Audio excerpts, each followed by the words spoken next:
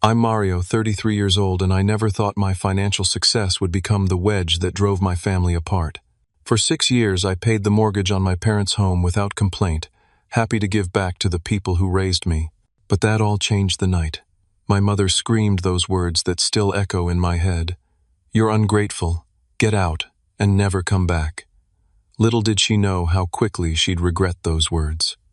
If you're watching this right now, drop a comment telling me where you're viewing from, hit that like and subscribe button, and prepare yourself for a story about how sometimes the people closest to us can take our generosity for granted until it's gone.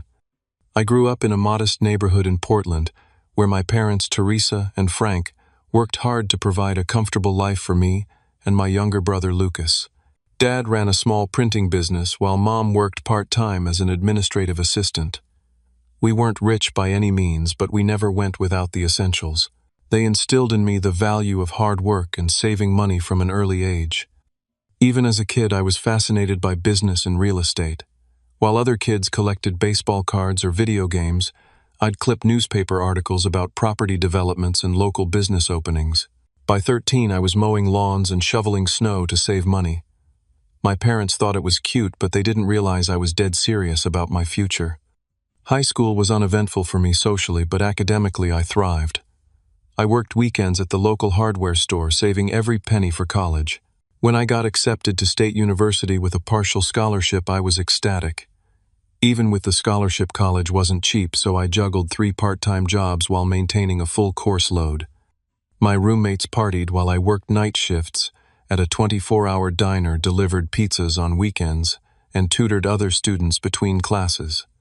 Those 4 years were grueling, but I graduated with a business degree, minimal student loans, and a job offer from a financial services firm in Seattle. My starting salary wasn't impressive, but I lived frugally, sharing an apartment with 2 other guys and brown bagging my lunch every day.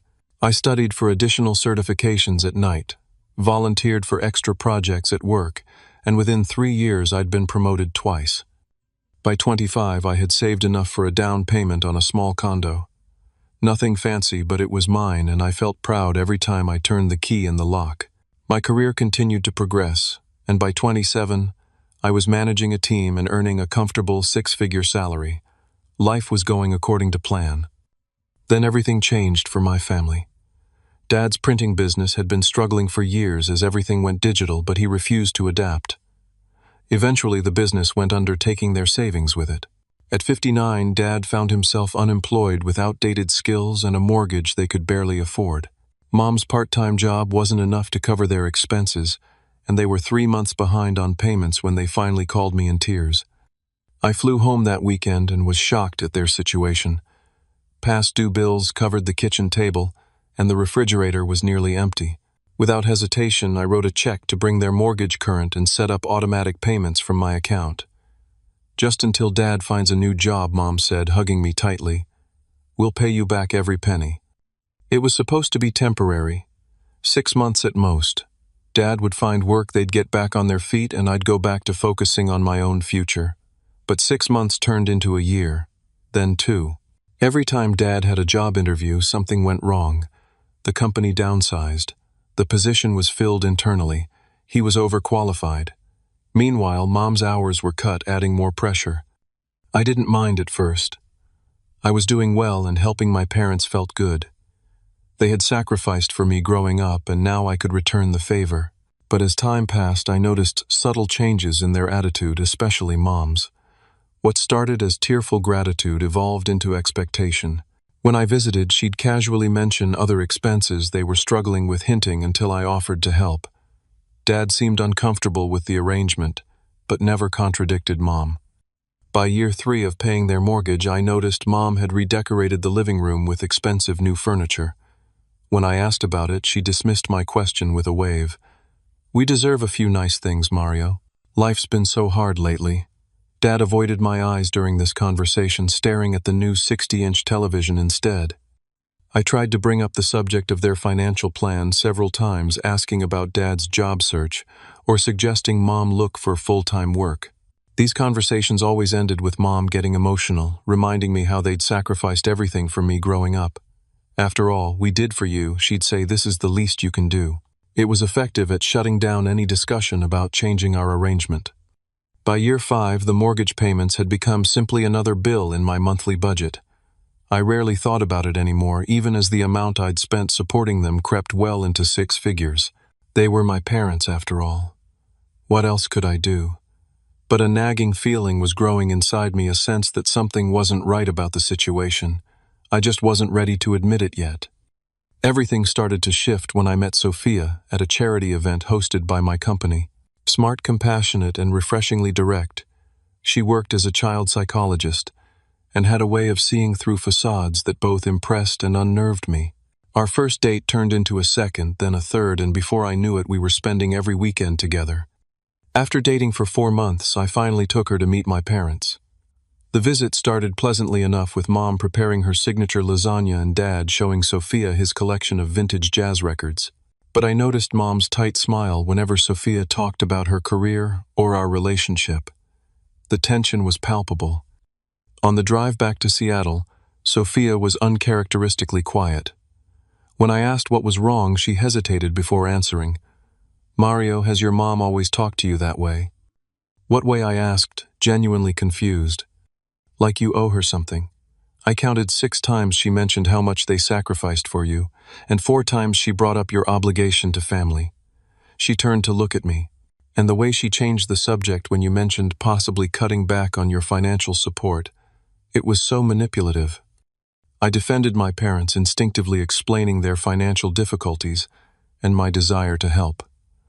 But Sophia's observations lingered in my mind. Was I being manipulated? I pushed the thought away. They were my parents, not con artists. 2 weeks after that visit, I received a major promotion at work. The new position came with significantly more responsibility and required occasional travel, but the salary increase was substantial. When I called my parents to share the good news, Mom's first question wasn't about my new role or how I felt. "That's wonderful, honey. How much more will you be making?" she asked, not even trying to disguise her interest. "About 30% more," I replied, immediately regretting my honesty. "That's perfect timing. Your father and I have been thinking about some renovations to the house. The bathroom is so outdated, and you know how your father's back bothers him. A walk-in tub would really help." I felt a familiar tightness in my chest. "Mom, this promotion means more work hours and more stress. I was actually thinking about putting the extra money toward my retirement account." The silence on the other end was deafening. When she finally spoke, her voice had that wounded tone I'd grown to dread. "I see. Your retirement is more important than your father's health. I understand." By the time I hung up, I'd somehow agreed to increase my monthly contribution to their expenses. Sophia found me sitting in dark silence on my balcony that evening, a untouched beer warming in my hand. I told her about the conversation, expecting sympathy. Instead, she sat down across from me, her expression serious. "Mario, do you realize what's happening? They're using guilt to control you financially. This isn't what loving parents do." Her words stung because deep down I knew she was right. But admitting it meant confronting a painful truth about the people I loved most. So I changed the subject, and Sophia was wise enough not to push. The situation grew more complicated when my brother Lucas lost his apartment and moved back in with our parents. At 30, he'd never held a steady job, bouncing between part-time gigs and entrepreneurial ventures that never materialized into actual income. Now he was living rent-free in our childhood home, adding to the expenses I was covering. During one of my visits, I discovered Lucas had converted the garage into a music studio with equipment that must have cost thousands. When I questioned this, Mom jumped to his defense. "He needs to express his creativity, Mario. Not everyone can be a corporate robot like you." The comment hurt, but I swallowed my response. Later that night, I overheard Mom and Lucas talking in the kitchen. "Don't worry about Mario," she said. "He makes plenty. He's just stingy sometimes. I know how to handle him." Their laughter felt like a knife to my gut. As my relationship with Sophia deepened, my time became increasingly split between work, her, and obligations to my family. Mom's calls grew more frequent and more demanding. If I missed Sunday dinner because of work, I'd receive guilt-laden texts about my changing priorities. If I brought Sophia along, Mom would make passive-aggressive comments about outsiders not understanding family matters. The breaking point came when I had to cancel a visit due to an emergency at work. A major client was threatening to pull their account, and I needed to fly to Chicago on short notice. Mom was livid. "Your father has been looking forward to seeing you all week. How could you be so selfish?" For the first time, I pushed back. "Mom, this is my career. I can't just drop everything because Dad wants to watch football with me." Your career, she mimicked. "What about your family? We're the ones who always supported you, and this is how you repay us, by abandoning us for some meeting." "I'm not abandoning anyone," I said, trying to keep my voice level. "I'm literally paying your mortgage. How is that abandonment?"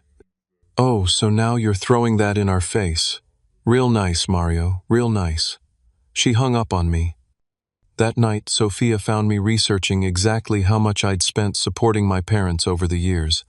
The number made my stomach drop over $120,000, not including gifts, groceries I bought during visits, or restaurant meals I always paid for. "I think it's time for a serious conversation with them," Sophia said gently. "This isn't sustainable emotionally or financially."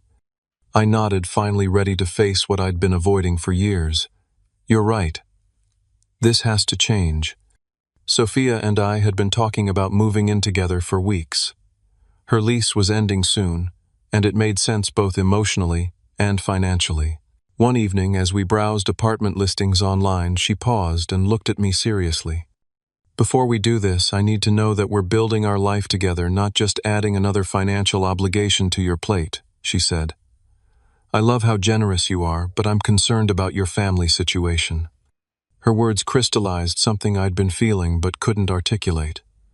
I was carrying my parents financially at the expense of my own future, and possibly my relationship with Sophia. "I'm going to talk to them this weekend," I decided. Really talk to them, about a plan for them to become financially independent. I spent hours preparing what I would say, even writing key points on index cards like I was getting ready for a business presentation. Sophia helped me practice playing the role of my defensive mother with uncomfortable accuracy. By Sunday morning, when we drove to my parents' house, I felt as ready as I'd ever be.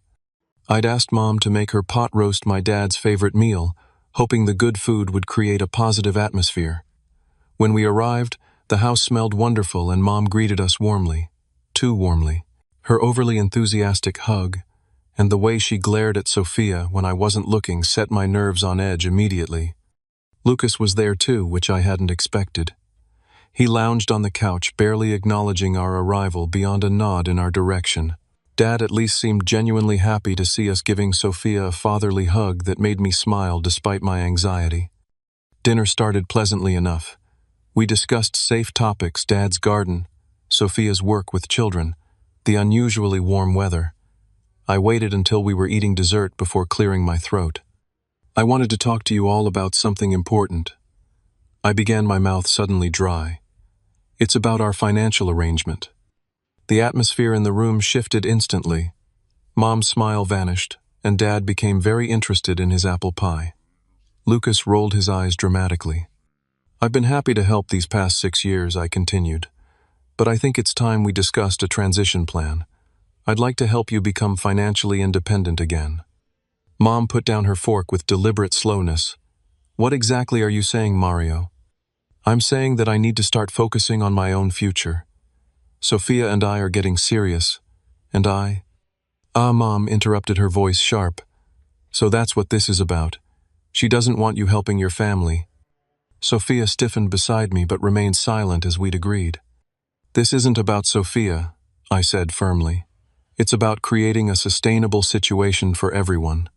Dad, you've been out of work for 6 years now. There are jobs out there that would be perfect for your skills." Dad looked uncomfortable but nodded slightly. "I've been looking, son. It's not easy at my age." "Have you really been looking, though?" I asked gently. "Because from what I can see, you haven't had an interview in over a year." "How dare you," Mom interjected. "Your father has applied for dozens of positions. It's not his fault that employers discriminate against older workers." "I understand that, Mom. But there are options we haven't explored. Career retraining programs, part-time work to start, maybe even starting a small business again, but with updated services. So now you're a career expert, Lucas snorted. The golden boy has all the answers. I ignored him, keeping my focus on our parents. And Mom, you're working 20 hours a week. Is there a reason you haven't looked for full-time employment? Her face flushed. I have health issues, as you well know. My doctor advised limited working hours. This was news to me. What health issues? You've never mentioned any diagnosis. I don't have to justify my medical situation to you, she snapped. The point is, we're your parents. We raised you, fed you, clothed you, put you through college. You didn't put me through college. I corrected her. I worked 3 jobs and got scholarships. We gave you a roof over your head. We supported your dreams when everyone else said they were unrealistic. And now that we need a little help, you're abandoning us because your girlfriend thinks we're a burden. I felt my carefully prepared points crumbling under the weight of her emotional onslaught. That's not what's happening, Mom. I just think 6 years of support was meant to be temporary and— How much do you make now, Mario? She interrupted. 6 figures, right. More money than your father and I ever saw in our lives. And you're complaining about helping the people who gave you life. I'm not complaining. I'm trying to have an adult conversation about cutting us off because she wants our money, Mom said, pointing at Sophia with her dessert fork. Teresa, Dad said quietly, That's not fair. Oh, so you're taking his side now. After everything we've done for him, after all our sacrifices, Mom's voice was rising steadily. This isn't about sides, I tried again. It's about finding a solution that works for everyone long term. Mom stood up suddenly, her chair scraping loudly against the floor. I know exactly what this is about. It's about you thinking you're better than us now. With your fancy job and your fancy girlfriend and your fancy condo, you've forgotten where you came from. Mom, please calm down, I said, feeling the conversation spiraling out of control. I'm just suggesting we create a timeline for abandoning your family, she shouted. After everything we've done for you, you ungrateful, selfish boy. I've given you over $120,000, I said, my own voice rising now. How is that ungrateful? The room went deathly quiet. Dad's face paled, and even Lucas looked shocked. Clearly they hadn't realized the total amount. You're counting, Mom whispered as if I'd confessed to a horrible crime. You've been keeping track of every penny you've given your own parents. That's not the point, I backpedaled, realizing my mistake. I'm just saying I've been happy to help, but it was supposed to be temporary and— Get out. Mom's voice was suddenly cold. What? You heard me. You're ungrateful. Get out and never come back. Her face was contorted with rage. If we're such a burden to you, then go. Go live your perfect life with her, and forget you ever had a family. Teresa, for God's sake, Dad finally intervened, but it was too late. I stood up slowly, feeling numb. Sophia rose beside me, her hand finding mine. I think we should go, she said quietly. Yes, take him away, Mom spat. You've gotten what you wanted. I looked at my father, hoping he would say something, stand up to her, but he just sat there looking torn and miserable. Lucas smirked, clearly enjoying the drama. In that moment, I saw my family clearly for perhaps the first time, and what I saw broke my heart. Without another word, Sophia and I walked out the front door, closing it gently behind us. In the car, I sat with my hands gripping the steering wheel, too stunned to drive. Are you okay? Sophia asked, her voice gentle. I wasn't okay, not even close, but I nodded anyway, started the engine and drove away from the house I'd been financially supporting for 6 years. I didn't look back. The first few days after the blow-up were a blur. I went through the motions at work, attended meetings, responded to emails, but inside I felt hollow. 6 years of financial support, and this was how it ended. With my mother screaming at me to get out and never return. The injustice of it burned in my chest, but underneath was a deeper pain. The realization that perhaps my family didn't love me the way I'd always believed they did. Sophia was my rock during this time. She suggested I move in with her immediately rather than waiting for her lease to end. No sense paying for two places when we're together every night anyway, she reasoned. But we both knew the real reason she didn't want me to be alone with my thoughts. My phone remained conspicuously silent. No apologetic call from Dad. No text from Mom saying she'd overreacted. Not even a sarcastic message from Lucas. The silence spoke volumes. They were waiting for me to cave, to apologize, to come crawling back and beg forgiveness for my ingratitude. The thought made my stomach churn. A week after the confrontation, I scheduled an appointment with Janet, a financial advisor I'd met through work. She reviewed my financial situation with professional detachment, noting the significant drain that supporting my parents had placed on my long-term goals. Based on your current income and expenses, you should have approximately $300,000 more in retirement savings and investments than you currently do, she observed, turning her computer screen so I could see the projections. That's the opportunity cost of the support you've provided. The number stunned me. Not just the money I'd directly given them, but what that money could have become if invested over the same period. Years of compound interest lost forever. And if I continue at the current rate, I asked, dreading the answer. Janet ran the numbers. Assuming you maintain this level of support for another decade until your parents reach full retirement age, you're looking at a potential loss of over $1 million in future assets. $1 million. My financial security in retirement, my future children's college funds, the dream home Sophia and I had tentatively discussed, all sacrificed on the altar of familial obligation. What would you advise? I asked, feeling slightly ill. Janet was tactful but direct. From a purely financial perspective, this arrangement is unsustainable and severely impacting your future. You need to establish boundaries. Boundaries. The word resonated with me. What boundaries had I established with my family? None.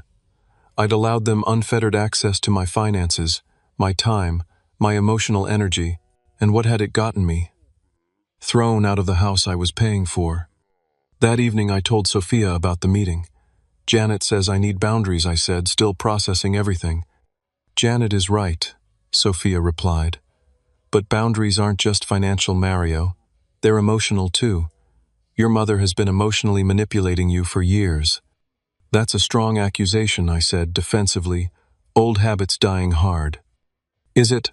Think about how she responds when you try to discuss reducing support. The tears, the guilt trips, the accusations. That's textbook manipulation. I thought about Mom's frequent references to all they'd done for me. The way she'd reframe any attempt at discussion as me being ungrateful. The subtle digs about my career choices while simultaneously benefiting from the income those choices provided. The pit in my stomach deepened. I need to stop the automatic payments, I said suddenly, the decision crystallizing in my mind. Are you sure? Sophia asked, not disagreeing but wanting me to be certain. Yes. I can't keep enabling this situation. And honestly, after what Mom said, why would I keep paying the mortgage on a house I'm not welcome in? The next morning I called my bank and halted the automatic transfer that had been paying my parents' mortgage for 6 years. The customer service representative asked if I wanted to schedule a new payment date.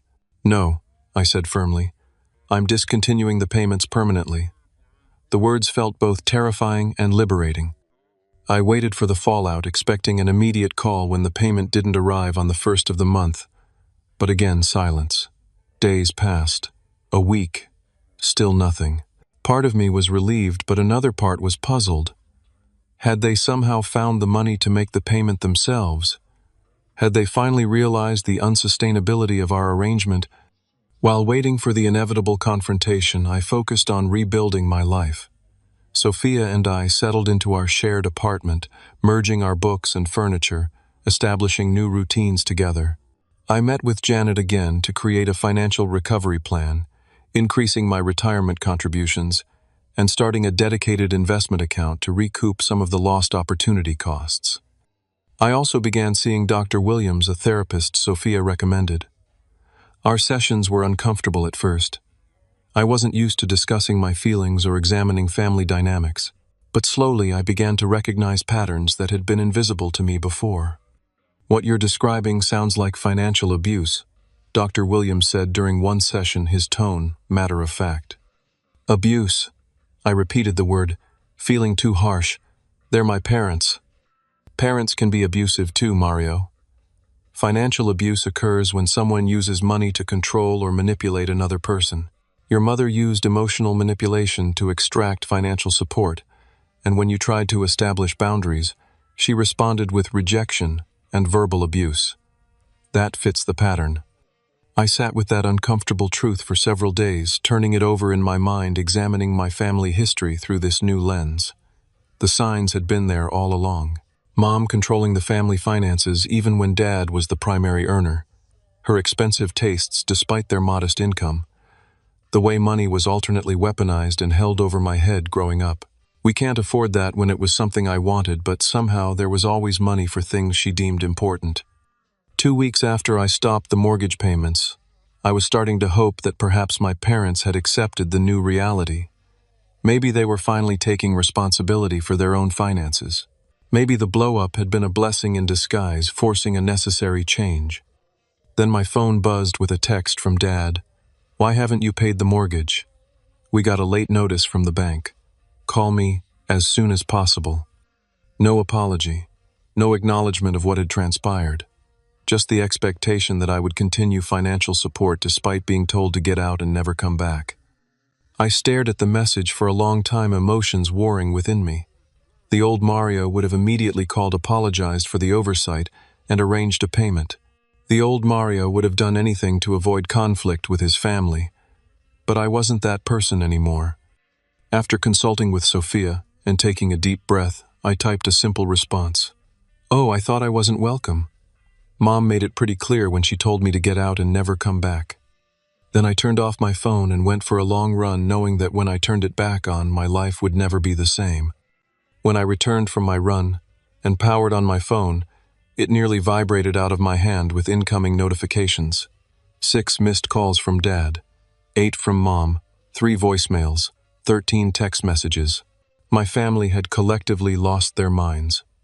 I scrolled through the texts, first watching the progression from confusion to anger to panic to bargaining. "Dad, what are you talking about? Of course you're welcome. Your mother was just upset. Mom, this is childish behavior, Mario. Turn on your phone and call us immediately. Dad, the bank says we're 15 days past due. This will hurt our credit score. Mom, after everything we've done for you, this is how you repay us, by trying to make us homeless. Lucas, way to go, bro." Mom's having a complete meltdown. "Hope you're happy. Dad, please, son. We need to talk about this. We can work something out. Mom, if you don't call us back, right now, don't bother calling ever again." The last one made me laugh out loud despite everything. Wasn't that precisely what she'd told me 2 weeks ago? To get out and never come back? The cognitive dissonance was staggering. The voicemails were worse. Mom alternated between sobbing and screaming, accusing me of abandonment, ingratitude, and being completely under that woman's control. Dad sounded defeated, pleading rather than demanding, which was somehow harder to hear. Lucas predictably just called to tell me I was ruining everyone's lives and should man up and take care of the family. Sophia found me sitting on our balcony, phone in hand, staring at nothing. "That bad?" she asked, sitting beside me. "Worse," I admitted. "They're acting like I'm the villain in this story, like I've ambushed them with this decision." "That's not surprising," she said. "You've disrupted the status quo. They're panicking because their meal ticket is suddenly gone." "They're my family, not parasites," I protested, old loyalties dying hard. "Family doesn't treat each other like ATMs," she countered gently. "What are you going to do now?" It was the million-dollar question. I couldn't simply ignore them forever, as tempting as that might be. But I also couldn't go back to the way things were. The cycle had to be broken for everyone's sake. "I think I need to meet with them," I decided. But on my terms, not theirs. And with clear boundaries established beforehand. I texted Dad, "I'm willing to meet and discuss the situation, but not at your house. Let's meet at Riverside Park on Saturday at 2. I'll bring my financial advisor to help us create a transition plan." His response was immediate. "Why do we need a financial advisor? This is family business." "It became business when you expected me to indefinitely finance your lifestyle," I replied. surprising myself with my directness. Those are my terms. Take them or leave them. After a lengthy pause. Fine. Saturday at 2. The park was neutral territory, public enough that a scene was unlikely, but with enough private areas for a serious conversation. Janet had agreed to join us, bringing professional expertise to what would inevitably be an emotional discussion. Saturday arrived bright and clear. Sophia offered to come for moral support, but I declined. I need to handle this myself, I told her, but I'll call you right after. I spotted my parents sitting on a bench near the pond, looking tense. To my surprise, Lucas wasn't with them. Dad stood when he saw me approaching, relief evident on his face. Mom remained, seated, her expression unreadable. Mario, Dad said, embracing me awkwardly. Thank you for coming. Mom didn't stand or offer any greeting. She looked past me, scanning the area. Where's this financial person? I don't see anyone. Janet is meeting us here at 2:15, I explained. I wanted a few minutes with just us first. How considerate, Mom said, sarcasm dripping from every syllable. After ignoring our calls for days. Teresa, Dad warned, then turned to me. Son, we need to understand what's happening. The mortgage payment is 20 days late now. We got a notice from the bank about possible foreclosure if we don't catch up. I'm sorry about that, I said, genuinely meaning it. I should have given you notice before stopping the payments. That was wrong of me. Mom snorted. So you admit you were wrong? Good. Now when will you restart the payments? The direct question caught me off guard, though it shouldn't have. I won't be restarting them, Mom. That's what we're here to discuss. A transition to you and Dad becoming financially independent again. Her face flushed with anger. After everything. Please don't start with after everything we've done for you. I interrupted, my voice firm but quiet. I acknowledge that you raised me. I'm grateful for that. But that doesn't obligate me to support you indefinitely as adults. We're your parents, she hissed. That's a lifetime commitment. Yes, you're my parents, and I love you. But the financial arrangement we've had for the past 6 years isn't healthy for any of us. It's created resentment and entitlement instead of gratitude and independence. Entitlement. Mom practically spat the word. Is that what your therapist girlfriend has been telling you? That we're entitled? I took a deep breath, refusing to be baited. This isn't about Sophia. This is about us. About the fact that I've been carrying the financial burden for our family, while simultaneously being treated like I'm not doing enough. Dad placed a restraining hand on Mom's arm as she opened her mouth to retort. Let's hear him out, Teresa. Thank you, Dad, I said, grateful for the intervention. Look, I know this is difficult. Change always island. But the current situation isn't sustainable. You're both relatively young and capable. There's no reason you can't support yourselves with some adjustments and planning. Easy for you to say, Mom muttered. You have no idea how hard it is out there at our age. Actually, I do, I replied calmly, which is why I brought Janet. She specializes in midlife career transitions and financial recovery. She's helped dozens of people in situations similar to yours. As if on cue, Janet approached professional in a navy suit carrying a leather portfolio. I made introductions, noting Mom's cold handshake and Dad's nervous one. Thank you for meeting with me. Janet began, her tone warm but businesslike. Mario has shared some details about your financial situation, and I believe I can help you create a sustainable path forward. We don't need financial advice, Mom snapped. We need our son to honor his commitments to his family. Janet didn't flinch. Mrs. Acosta, I understand this is a stressful situation, but based on the information I've reviewed, the current arrangement isn't serving anyone's best interests. Mario has provided over $120,000 in direct support over the past 6 years, plus additional uncalculated expenses. Mom's eyes widened, and she looked at Dad, who seemed equally shocked. Despite my mentioning the figure during our argument, it clearly hadn't registered. That level of support, Janet continued, has significantly impacted Mario's own financial health and future security. Meanwhile, it hasn't helped you and Mr. Acosta establish independence or address the underlying issues in your financial situation. So he's just cutting us off? Dad asked, his voice strained. After all this time? Not at all, Janet replied. What I'm proposing is a structured transition plan. Mario would continue limited support for 6 months while you implement specific steps toward financial independence. I would work with you weekly to ensure progress and address any obstacles. She opened her portfolio and laid out printouts of a detailed plan, including potential job opportunities for both of them, budget restructuring, and debt management strategies. As Dad leaned forward with interest, Mom crossed her arms tightly across her chest. "This is insulting," she declared. "Being treated like financial children by our own son." "Mom," I said quietly, "6 years ago you promised this would be temporary. Just until Dad finds a job, you said. That was 72 mortgage payments ago." Dad looked down, shame evident in his slumped shoulders. "He's right, Teresa. We've been taking advantage." Mom whirled on him. "Taking advantage? How can you say that, after everything we sacrificed for him growing up, the vacations we didn't take, the second car we didn't buy? We gave him everything. And I've been repaying that generosity for 6 years," I said. "But it has to end sometime. I have my own life to build, my own future to secure." With her, Mom sneered. "She's the one behind this, isn't she? Sophia doesn't want her money going to support your family." "It's my money, Mom.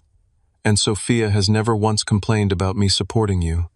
She's only concerned about the emotional toll it's taking on me, on all of us." "Emotional toll," Mom scoffed. "Since when did you get so sensitive?" Janet intervened smoothly. "Mrs. Acosta, financial stress impacts relationships in profound ways. What I'm seeing here is a family in crisis, not just a financial problem. The plan I'm proposing addresses both aspects." For the next hour, Janet outlined her recommendations in detail. Dad asked thoughtful questions and took notes. Mom alternated between sullen silence and barbed comments. It was exhausting but necessary. Finally, Janet closed her portfolio. "I'll email you both the complete plan. Take some time to review it, and we can meet again next week to address any questions or concerns." As Janet packed up, Dad turned to me. "Son, I want you to know. I'm sorry. For everything. For letting this go on so long without saying anything. For not standing up when your mother... Well, I should have been stronger." His apology, unexpected and genuine, caught me off guard.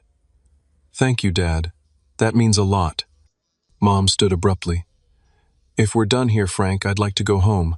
I have a headache." "Actually, Mom," I said, "there's one more thing. My conditions for any continued support." "Conditions," she repeated incredulously. "Yes. First, I need an acknowledgement that what you said 2 weeks ago was hurtful and inappropriate. Get out and never come back isn't something you say to someone who's been supporting you for 6 years. She pressed her lips together tightly. Second, I need respect for my relationship with Sophia. No more snide comments or accusations. Mom looked away, refusing to meet my eyes. And finally, I need your commitment to follow Janet's plan. If you're not willing to work toward independence, then I can't continue supporting you even temporarily. And if we don't agree to these conditions, Mom asked, her voice dangerously quiet. Then you'll need to find another solution for your financial situation, I said simply. The choice is yours. Dad placed his hand on Mom's shoulder. We'll think about it, son, and we'll let you know. As they walked away, I couldn't tell if we'd made progress or just deepened the divide. But for the first time in years, I felt like I'd stood up for myself. Whatever happened next, that was a victory worth celebrating. The week following our meeting in the park was tense. Mom maintained radio silence, but Dad texted daily updates. He'd applied for 3 jobs.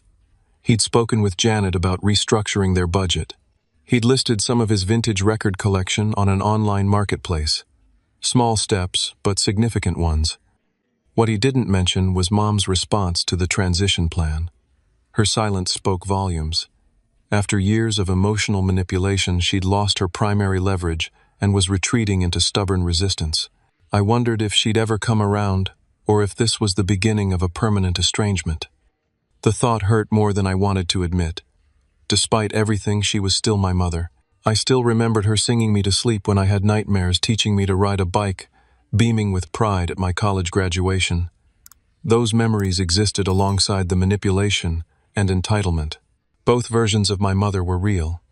10 days after our meeting, Dad called rather than texted. His voice sounded different, more energetic than I'd heard in years.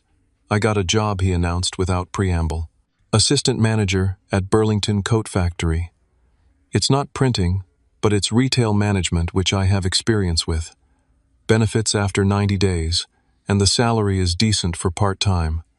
Dad, that's fantastic, I said, genuinely thrilled. When do you start? Monday. 25 hours a week to start with potential for full-time after 3 months.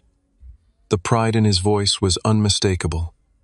I wanted you to be the first to know. I'm really proud of you, I told him.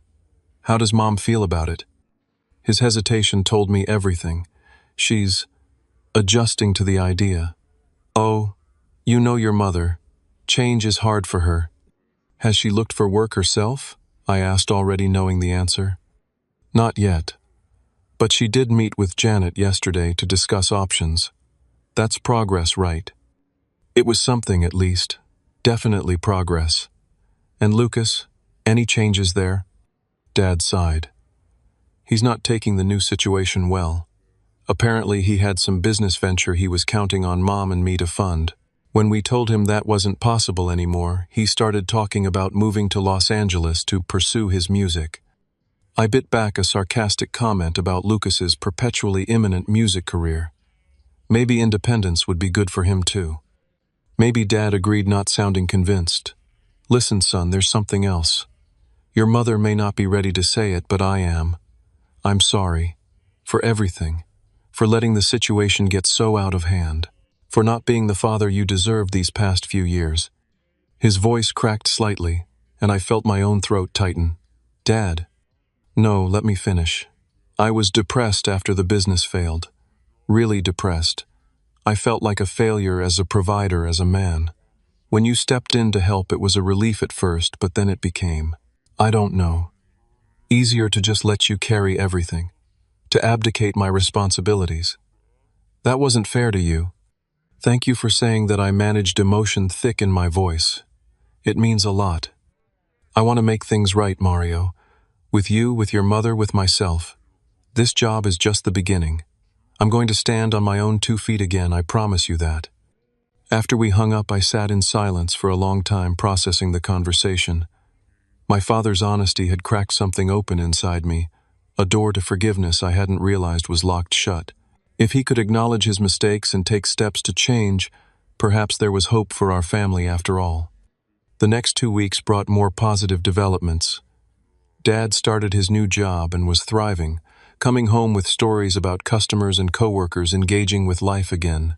Mom, according to Dad's reports, had reluctantly begun working with Janet on her resume and had even applied for a receptionist position at a local dental office. Then came the text I'd been both hoping for and dreading. Your mother would like to talk. Can you come for dinner Sunday? Just you. Not Sophia. Please. The exclusion of Sophia raised immediate red flags, but Dad assured me it was because Mom wanted to speak privately, family to family. After discussing it with Sophia, who encouraged me to go despite her concerns, I agreed.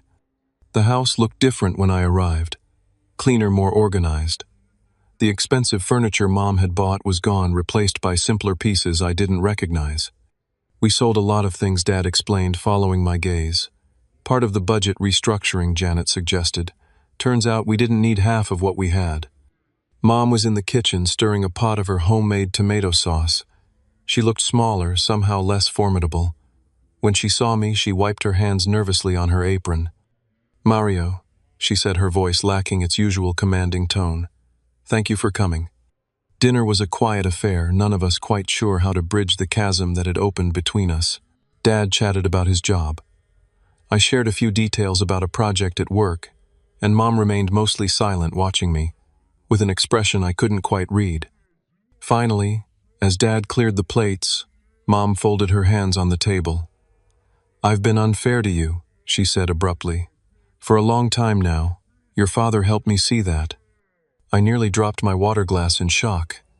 In 33 years, I'd never heard my mother admit to being wrong about anything. When your father's business failed, she continued, I was terrified. We had no savings, mountains of debt, and no prospects. When you offered to help, it felt like divine intervention. But then, she trailed off, looking down at her hands. Then it became expected I finished for her. She nodded slowly. Yes, expected, assumed, required. I told myself it was your duty as our son, that we deserved it after raising you. But that wasn't right or fair. No, it wasn't, I agreed, not unkindly. Your father getting that job, it changed something. Seeing him excited about life again, contributing again, it made me realize how far we'd fallen, how much we'd come to depend on you instead of ourselves. She looked up, her eyes glistening. I'm not good at apologies, Mario. I never have been, but I am sorry. For what I said, for how I've treated you, for everything. The words I'd thought I needed to hear, yet they felt insufficient compared to years of manipulation and the final explosive rejection. Thank you for saying that, I said carefully. It's a start. A start, she repeated, a flicker of her old defensiveness returning. What else do you want from me, Mario Blood? Dad returned from the kitchen, catching the shift in tone. Teresa, he said warningly, we talked about this. She took a deep breath, visibly collecting herself. You're right. I'm sorry. Again. This island. Difficult for me. It's difficult for all of us, Mom, I said, but necessary. I know, and I am trying. I had an interview yesterday at the dental office. I think it went well. She offered a tentative smile. The dentist said he was impressed with my administrative experience. That's great news, I encouraged. I hope you get it. If I do, she continued, and with your father's job, we should be able to make the mortgage payments ourselves within 2 months. Janet helped us create a budget. She gestured to a spreadsheet posted on the refrigerator door, color-coded and detailed. I'm impressed, I said honestly. That's significant progress in a short time. We've also talked to Lucas' dad, added, returning to his seat. Really talked to him. About responsibility, independence, his future. It wasn't an easy conversation. I imagine not, I said, remembering my brother's entitled attitude. He's moving out next week, Mom said, surprising me again. To share an apartment with 2 friends. They've all committed to finding steady jobs within 30 days or they lose their rooms. The changes were more substantial than I'd dared to hope for. My parents were not just accepting the transition plan, but embracing it, taking ownership of their situation for the first time in years. It wasn't perfect. Mom's apology had come with strings attached, and old habits wouldn't disappear overnight, but it was a genuine beginning. I've been thinking about the mortgage, I said, reaching a decision. I'll cover it for 3 more months, giving you both time to settle into your jobs and build some savings. After that, it's in your hands, and I'll help Lucas with his first month's rent as a fresh start gift. The relief on their faces was palpable. Not the entitled expectation I'd grown used to, but genuine gratitude for a defined, limited form of assistance. Thank you, son, Dad, said, reaching across the table to squeeze my hand. For everything. For not giving up on us even when we gave you every reason to. Mom nodded, her eyes now definitely wet.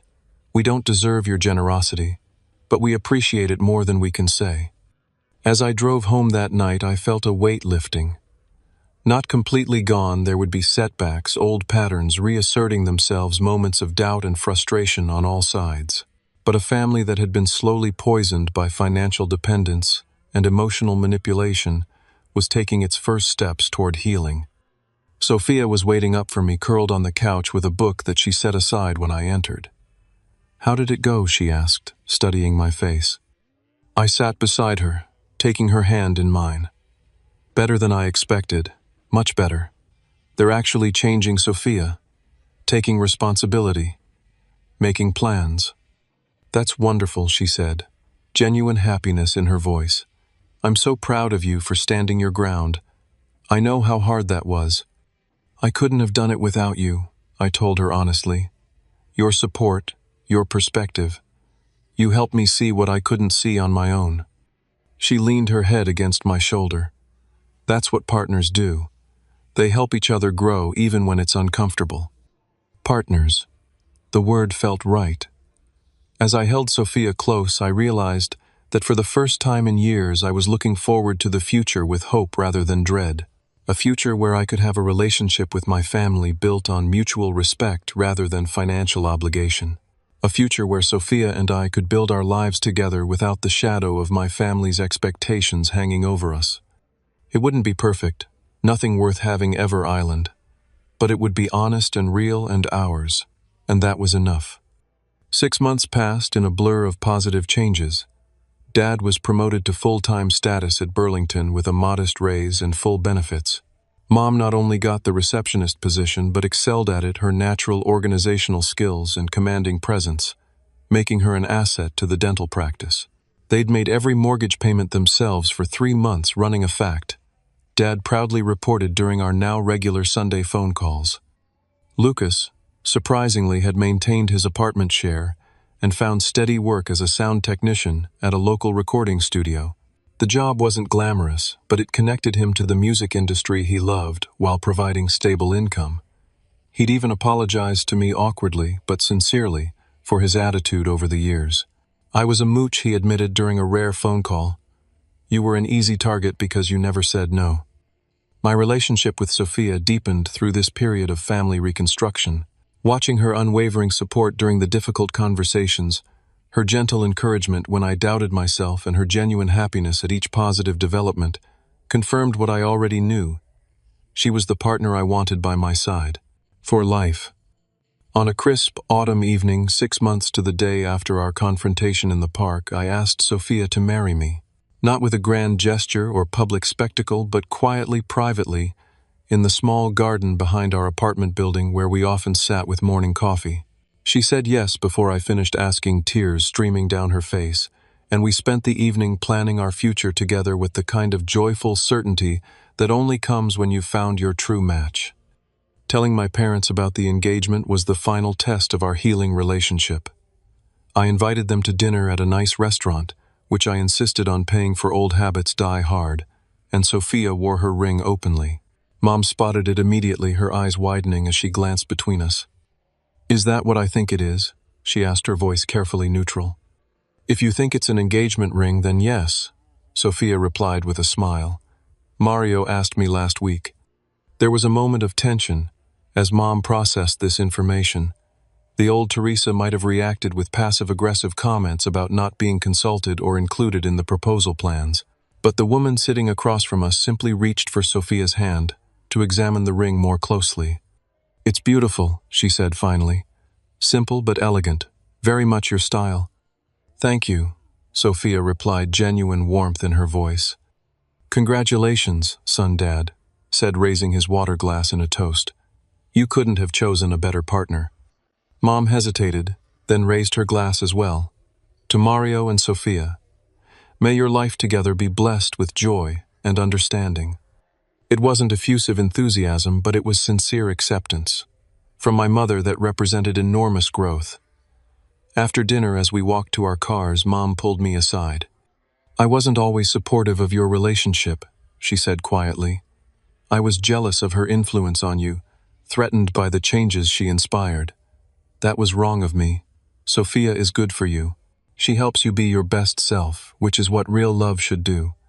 Her words, unexpected and insightful, brought tears to my eyes. Thank you, Mom. That means everything to me. I'm learning, she said with a small smile. Slowly at my age, but learning nonetheless. The wedding planning process revealed how much had changed in our family dynamic. Mom offered suggestions rather than demands, respected our decisions even when they differed from her preferences, and worked harmoniously with Sophia's parents on shared responsibilities. When I offered to help my parents with some of the traditional costs, Dad firmly refused. We've budgeted for this, he insisted. It's important to us to contribute to your wedding as your parents, not as your dependents. The distinction was significant. They wanted to give from a place of strength and independence, not obligation or expectation. It was the healthiest our relationship had been in my adult life. The wedding itself was everything we'd hoped for, intimate, joyful, focused on our commitment rather than external displays. During the reception, Dad gave a toast that brought the room to tears. To watch my son grow into the man he is today has been the greatest privilege of my life, he said, his voice thick with emotion. Mario, you taught me what real strength looks like. Not the false pride that keeps a man from admitting his failures, but the true courage to stand firm in your values, even when it's difficult. The lesson came later in life than it should have, but I'm eternally grateful for it.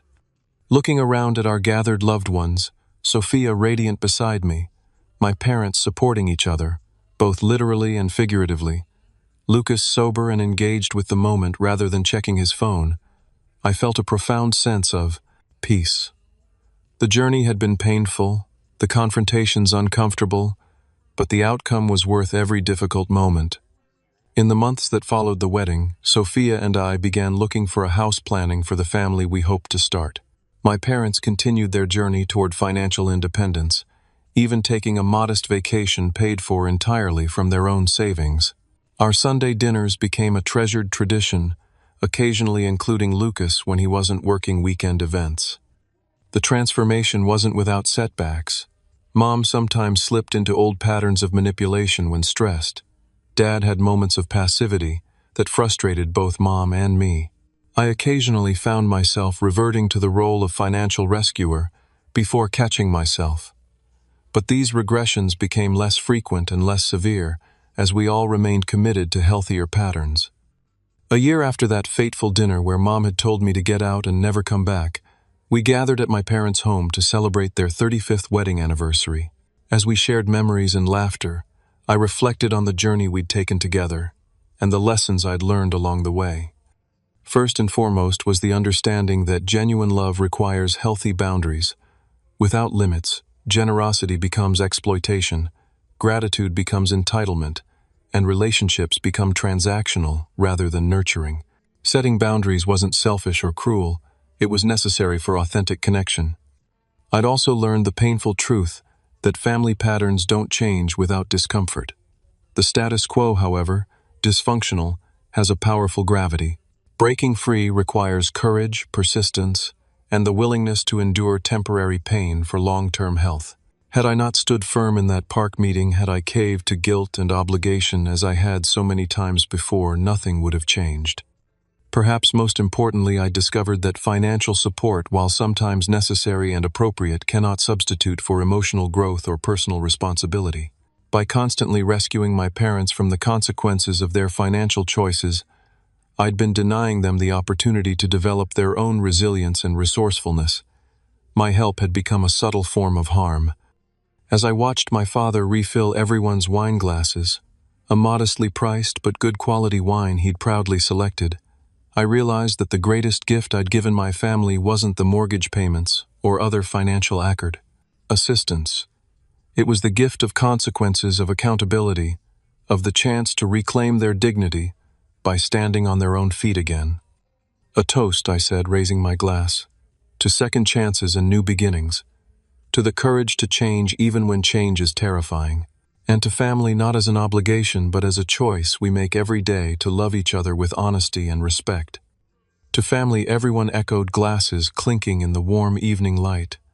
Later, as Sophia and I drove home, she placed her hand gently on my knee. "You know what I'm most proud of?" she asked. "How you managed to set boundaries without burning bridges. That's rare, Mario. Most people either stay trapped in toxic patterns or cut ties completely. You found a middle path." Her observation crystallized something I'd been feeling but couldn't articulate. The journey hadn't been about escaping my family or changing them to suit my preferences. It had been about creating a relationship where all of us could be our authentic selves, with honesty, mutual respect, and appropriate expectations. As we pulled into our driveway, Sophia's phone buzzed with a text. She smiled as she read it. "Your mom wants to know if we're free for lunch tomorrow. Just the two of us. She wants my opinion on redecorating their living room." I laughed, amazed at how far we'd come. Tell her yes, and tell her I love her. Some might look at our family story and see only conflict and pain. But I see something different. The painful but necessary growth that transformed a family drowning in unhealthy patterns into individuals who choose each other freely without obligation or resentment. It wasn't easy, and it's still a work in progress, but the authentic connection we share now is worth every difficult moment along the way. If you're struggling with similar family dynamics, Remember that setting boundaries isn't about rejection. It's about creating the conditions where genuine love can flourish. Sometimes the most loving thing you can do for someone is to stop enabling behaviors that keep them trapped in dependency. Real love empowers, it doesn't diminish. Have you ever had to set difficult boundaries with family members? How did it change your relationship? Share your experiences in the comments below. And if this story resonated with you, please like, subscribe, and share it with someone who might need to hear it. Remember, you're not alone in these struggles, and with courage and persistence, healing is possible for every family. Thank you for listening to my story, and I wish you strength and wisdom in your own journey toward healthier relationships.